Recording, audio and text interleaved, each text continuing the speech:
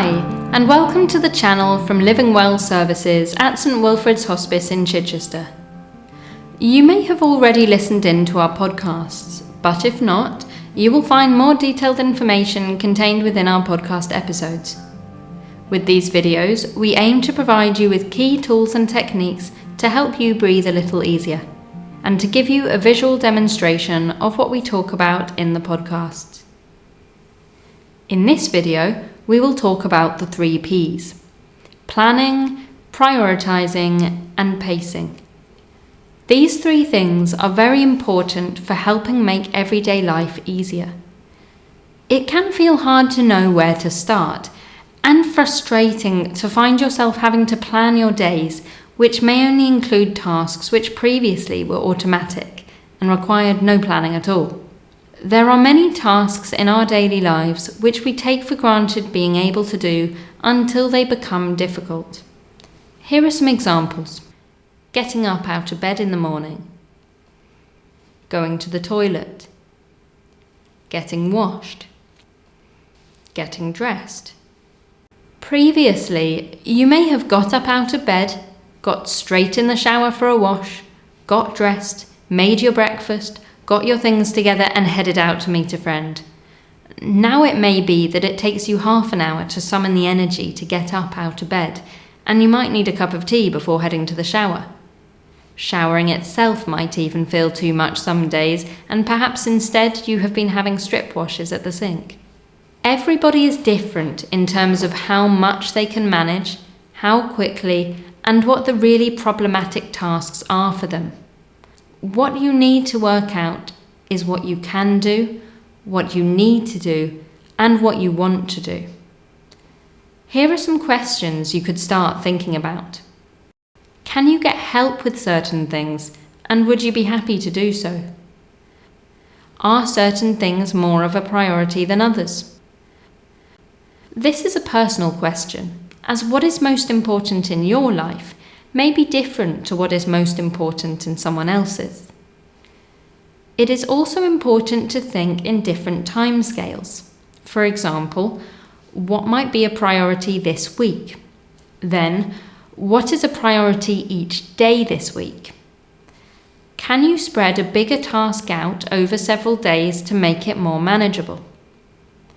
Can you pace yourself throughout the course of a day so that you space out those activities which need doing or which you want to do, but which make you feel particularly tired and short of breath?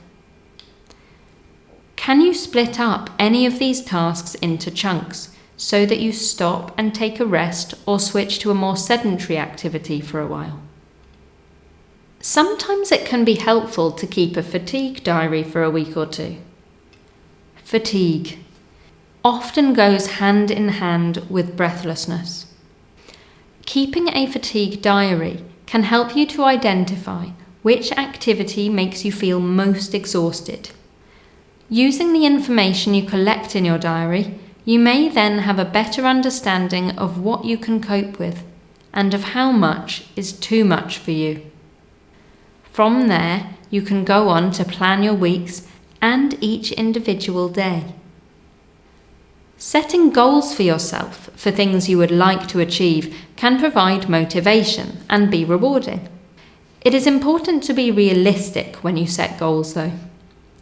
It is better to set several small goals to be achieved over an extended period of time than to set one big goal which may be difficult to achieve. That can lead to feelings of frustration and disappointment. When it comes to doing a particular activity, sometimes the key to managing it more comfortably lies in slowing down. If you have always been a doer, someone who likes to get a lot done, slowing down can be a very difficult thing to do. It can feel unnatural, frustrating, and demoralizing at times.